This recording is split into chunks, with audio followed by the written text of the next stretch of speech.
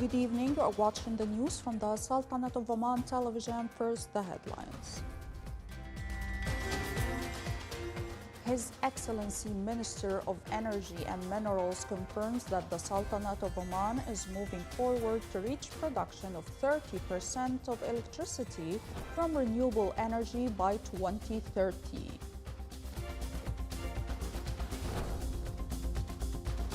At least 31,553 Palestinians are killed and over 73,000 injured since October 7th in Gaza Strip.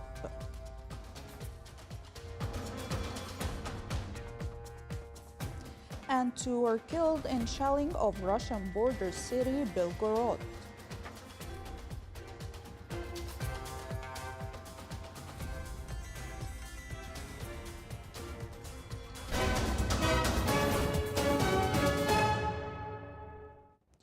Those were the headlines. Now for the news in detail. His Majesty Sultan Haytham bin Tariq sent a cable of greetings to His Excellency President Michael Daniel Higgins of Ireland on his country's National Day. His Excellency Engineer Salim bin Nasser Al Aufi, Minister of Energy and Minerals, stressed that the Sultanate of Oman is moving forward at a steady pace to reach a production of no less than 30% of electricity from renewable energy by the year 2030.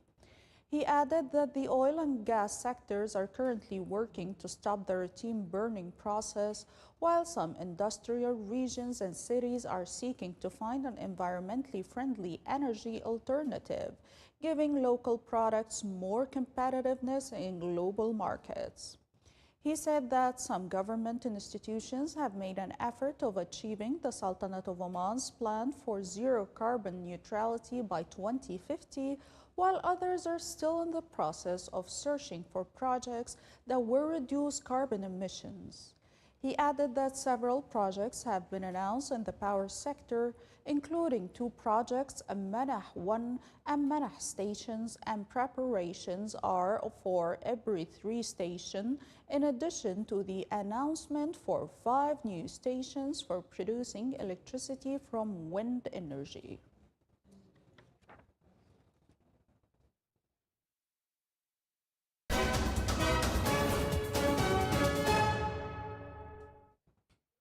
At least 31,553 Palestinians have been killed and 73,546 injured since October 7th in Israel's military offensive on the Gaza Strip, the enclave's health ministry said today. Some 63 Palestinians were killed and 112 wounded in the past 24 hours alone, the ministry added. The media office in Gaza said in a statement yesterday that more than 33 Palestinians were killed and 150 others were wounded in an Israeli attack on a gathering of Palestinians waiting for aid in Gaza City on Thursday night. The media office also said that over the past 48 hours, Israeli forces had carried out 5 separate attacks on 8 distribution centers in Gaza, killing 56 people and injuring more than 300 others. Meanwhile, the long-expected aid vessel loaded with about 200 tons of food and relief supplies set sail from a Cyprus port and sent out the first consignment via a newly opened humanitarian sea corridor. Meanwhile, in Ukraine, 2 people were killed and 3 wounded in a Ukrainian missile strike on the Russian border city of Belgorod, the regional governor said today, as Russian citizens vote through Sunday in a 3-day presidential election. The governor added that the city had been struck by missiles fired from a Vampire rocket launcher system. He said that the vehicles and buildings have been damaged both in Belgorod and in surrounding villages. Earlier today, 5 people, including 1 child, have been injured in a drone strike on a car that was traveling close to the Ukrainian border. Meanwhile, Russia repelled several attempts to penetrate its territory from Ukraine the Defense Ministry said today, the latest in a series of raids it has reported in recent days. In a statement, the ministry said the attempted incursions were made by Ukrainian sabotage and militant groups.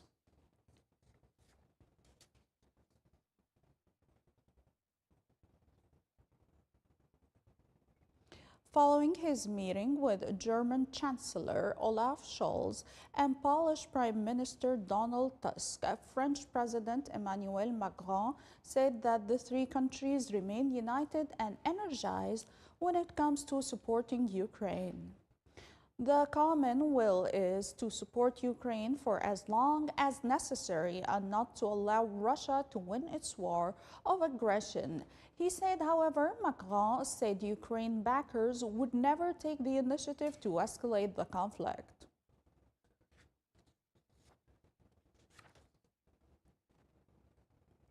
Vladimir Putin accused Ukraine yesterday of trying to disrupt a Russian presidential election that is virtually certain to hand him 6 more years in the Kremlin, and said Moscow would punish Kiev for its latest attacks.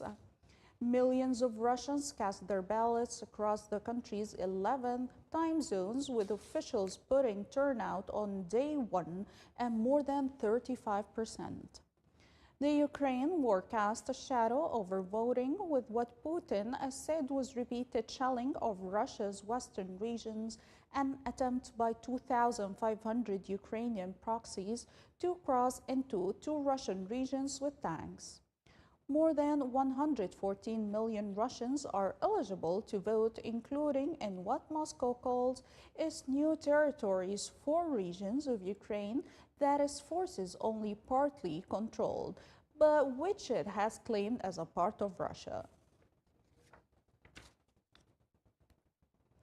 Devastating storms pounded 3 central U.S. states, spawning massive tornadoes and claiming at least 3 lives.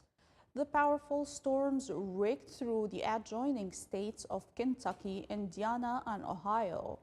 In all, more than 13 million people in the central United States were placed under tornado watches Thursday as the storms approached, the National Weather Service said. Indiana State Police initially told U.S. media that 3 people died in a mobile home park in Winchester, Indiana, when a suspected tornado struck.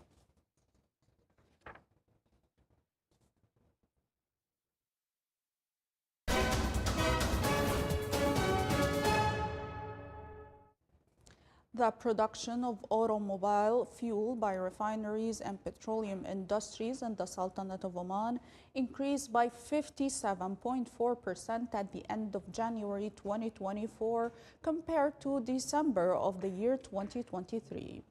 Statistics issued by the National Center for Statistics and Information showed that the production of regular automobile fuel 91 decreased by 17.9% compared to the increase in premium automobile fuel 95 by 12.7%, and the production of diesel decreased by 26.1%. The main index of the Muscat Stock Exchange closed last week at an increase of 8 points, recording 4,785 points. Investors' interest in purchasing increased the gains of the Muscat Stock Exchange, bringing the market value of securities listed on the stock exchange to more than 24 billion Omani riyals, recording weekly gains of more than 76 million Omani riyals. Last week, the prices of 35 securities rose compared to 34 securities, whose prices declined. 12 securities stabilized at their previous levels, and the trading value last week recorded a decline to about 19,800 million Omani riyals.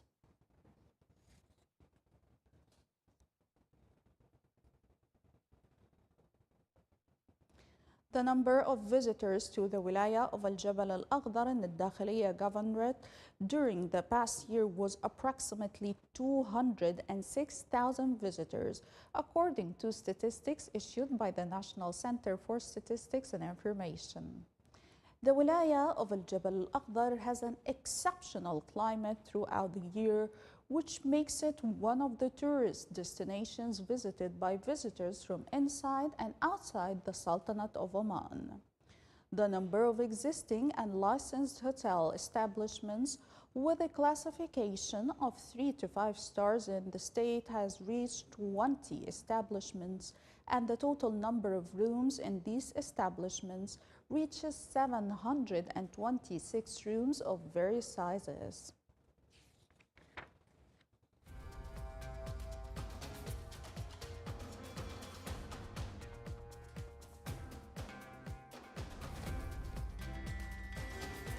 This is the Sultanate of Oman television. Before we end tonight's news bulletin, here are the main points once again.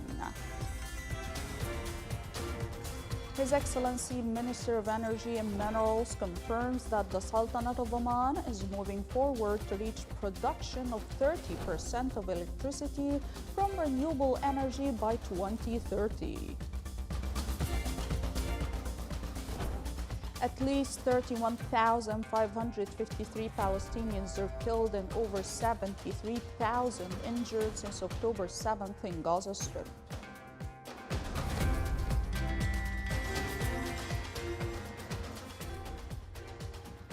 And 2 were killed in shelling of Russian border city Belgorod.